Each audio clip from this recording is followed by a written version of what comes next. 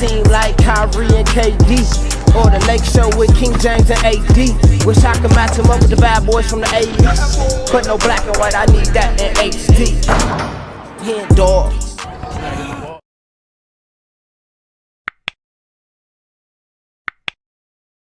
Yo, what's good, y'all? It's your boy HenDawgz, and we back to it. You know how we do it. Did Isiah Thomas really say this about Michael Jordan? This is some good clickbait, because I'm sure if it was something crazy, we would have already heard about it. But before we get into this video, make sure y'all subscribe to the channel. Make sure y'all like this video. If y'all like this video, go ahead and write something in the comments. Let me know how y'all feel about the whole Michael Jordan, Isiah Thomas beef. It's not really beef, but saying beef just makes it just sound so much better. But yeah, let me know how y'all think about what they was going through, and Isiah not being on the dream team, and Isiah also walking off the court, you know, when they lost against the Bulls. Like, it was a lot going on back in the day, but I'm pretty sure they still, like, to this day, they're really good friends. They, you know, appreciate each other's competitiveness, and, you know, they're two legends. So let's get into this video, man. We got, did Isiah Thomas really say this about Michael Jordan? Let's get it. Tell me anything you want. There's no way you can convince me he wasn't an asshole. Oh, maybe they don't like each other to this day. Sheesh. I thought they just, like, once they got older, they kind of just got cool. But I forgot he said that in the last dance. What's up? This is Vince Carter here. Hey, what's up? This is Matt Barnes. If you're an old school NBA fan like I am, make sure you check out the Basketball Time Machine with my man Sean David.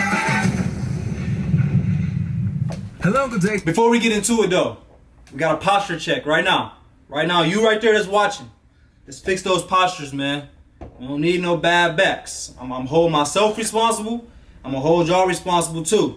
You know, I think I have a bad habit of slouching a little bit, so we're not gonna do this while we're watching my videos. We're not doing that while we're watching the HenDawgz videos. So let's get that back together. Hey to y'all, welcome back to the Basketball Time Machine. My name is Sean David. Thanks for tuning in. I hope you're ready for old school NBA basketball. Today's episode is going to be a very short and brief one, but I had to do it. I basically just sat on the couch, watched my favorite NBA show, NBA Open Court, and I saw a clip which I'm going to talk about later. Anyway, but before we dive into today's episode, let me ask you guys for a small favor. Please subscribe to the channel and like the video if you enjoy the content. And I would say, without any more blah blah, oh, I haven't said that in a while, let's get right into it. Blah blah? Yeah, don't say that no more, Sean.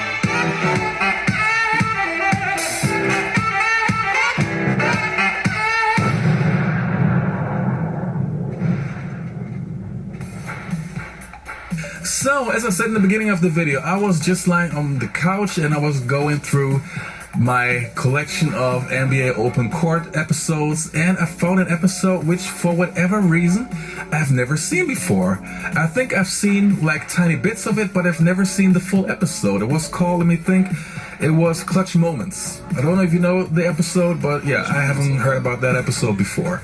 And at the end there was a segment which was called the top 5 clutch moments of all time.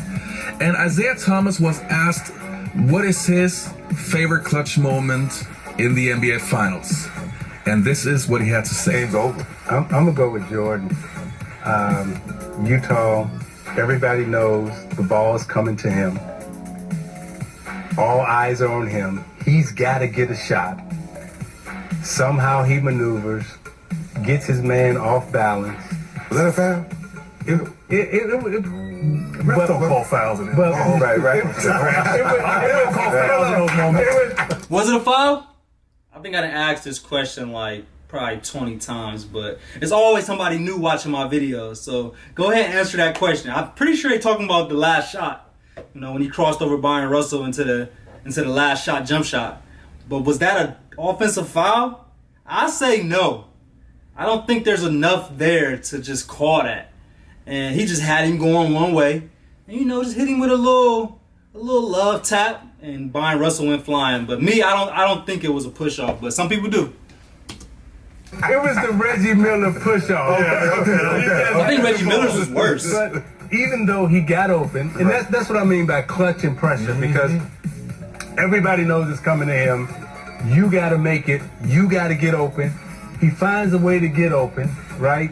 And now he's standing at the foul line after Did he get the a historic career. He got the steal. You standing at the foul line and you knock that shot down, and he captures the moment after he makes the shot. I think he understood the moment. The Utah fans in the building understood the moment, and it was just one of those priceless moments in sport where when he stood there and just held the gooseneck, the ball was in the hole, and it was like Muhammad Ali standing over Sonny Liston saying, "Get up!" It was great. Definitely one of the most legendary moments. And how old was I? I think I was like 5 years old during that time, but I remember it. Like, I ain't gonna say I remember the exact play because I was young as hell, but I remember just growing up and always remembering that shot. So my question to y'all is, what is the best clutch shot y'all ever seen? We're not gonna say that one because Isiah just took that one. But I want to hear from y'all. What's the most clutch shot that y'all can remember?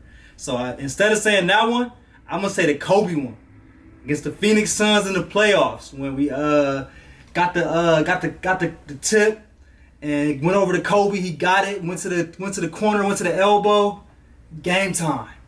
Like that was probably the most iconic shot I ever seen, especially because I was watching it live. But let me know what's the clutchest shot y'all ever seen.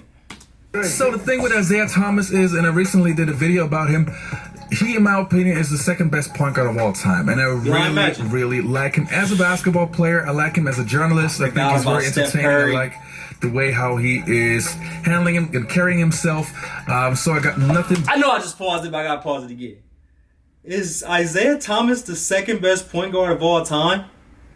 Like, I don't know, man. I don't know. Because some people are going to say Steph, obviously, but then other people are going to be like, Steph is not even a point guard. So you might not even put Steph into the point guard position. Might throw him in the shooting guard position. But I don't know, man. Let me know who the top 5 point guards of all time is. I think that'll help me out better. Let me know. But love for him. The only thing that I have a problem with is, and I think I covered that in a recent episode, that he always changed his mind about Michael Jordan. Just to give you a short example, in the early 1990s, Isiah Thomas said that Michael Jordan to him is the greatest player of all time. Then in early the 90s. Late 1990s, so I'm talking about 1998, he still said that Jordan was the greatest player of all time.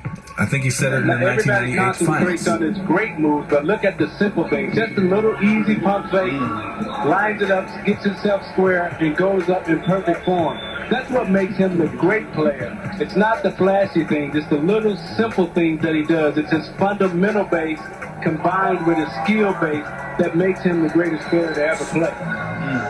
And you say that without hesitation. Without hesitation. You weren't always convinced. There was a point maybe midway through his career where you wouldn't have given him that honor, but eventually he won you over, right? Well, when you're playing against him, you know you're not going to say that because you got to come out and that's compete against him. But now sitting over here in the mic and being out of the game for 3 or 4 years and watching what he's done over the last couple of years, without question, this guy's the greatest that I've ever seen play. Then, for whatever reason, in the late 2000s, he changed his mind. What year did Isiah Thomas retire? Let me know. What year did he retire? And said that Kareem Abdul-Jabbar was the greatest player of all time, which is kind of funny to me because Kareem retired in 1989, so he did nothing which bettered his career. So he didn't accomplish anything since then. So what did he do that he suddenly surpassed Michael Jordan? So that was one thing that was kind of strange to me. And then you have different segments from different shows where he's saying that LeBron James might be the greatest, Kareem Abdul-Jabbar is the greatest, and he's not mentioning Jordan as the GOAT anymore, which, as I said earlier, is kind of strange. But that doesn't take away of Isiah Thomas being a sensational basketball player and also being a great analyst and TV person. So, but the clip that we just took a look at, to me, I was very surprised because that clip has to be like from 2014 to 2015. So before the Last Dance documentary where the beef with Jordan and Isiah Thomas started to escalate. And I was surprised to see that Isiah Thomas openly said that this was his favorite playoff clutch moment in the finals. So that to me again shows that Isaiah's confused. at least at that point he was not a Michael Jordan hater, because he easily could have picked any other moment. I mean, there are countless great moments in the NBA Finals, but he did not hate on Jordan. He actually gave Jordan the respect and said, okay, that was my favorite clutch moment of all time. Plus, just remembered, I think from the same season of NBA Open Court, I just remembered, he also called Jordan the GOAT. So that again is Isiah Thomas, which changing his mind every once in a while. I don't mind Michael Jordan saying, I didn't want Isiah to be on the dream team. Are you feeling better now that it's come out, Isiah? Well, Ernie, it's been a while. It's been on my mind, for about, 25 years right now. Does it feel like a weight is being lifted off of you? Well, yeah, because I finally get to talk about it and just, the whole dream team experience. And again, I got no problems with, the greatest player to ever play say he don't want to play with me, or the greatest player there. But at least that shows to me that Isiah Thomas was able to give Jordan his credit, and which we also covered in my recent episode. Jordan also considered Isiah Thomas to be the second greatest point guard of all time. I respect Isiah Thomas's talent. To me, the best point guard of all time is Magic Johnson, and right behind him is Isiah Thomas. To me, as a fan, especially of the 1980s and 1990s, I just wish they could sit down and clear out the differences. And I get it from a competitive standpoint that there are certain players who will never get along, but I like them both so much. I just wish they could shake hands and just let bygones be bygones, and everything is cool. Because I know deep in Isaiah's heart, I believe that he knows that Jordan is the greatest player of all time. And as Jordan said already, he considers Isiah Thomas to be the second greatest point guard of all time. I think Jordan, with all the pettiness that he sometimes has, and yes, I'm the greatest Jordan fan, but I know that he has this side to him, he can still admit when a player is great. And calling Isiah Thomas the second best player of all time second greatest point guard of all time just shows that he really has respect for his game. So I would like to know from you guys, please let me know in the comments below, do you also wish that Isiah Thomas and Jordan would finally get along, and that the war is in the past and everything is cool? I don't have a problem with Jordan and Bill and Beer hating each other. I don't give a, you know what I'm saying? But with Isiah and Jordan, I think it would be nice. I was excited. I was very happy.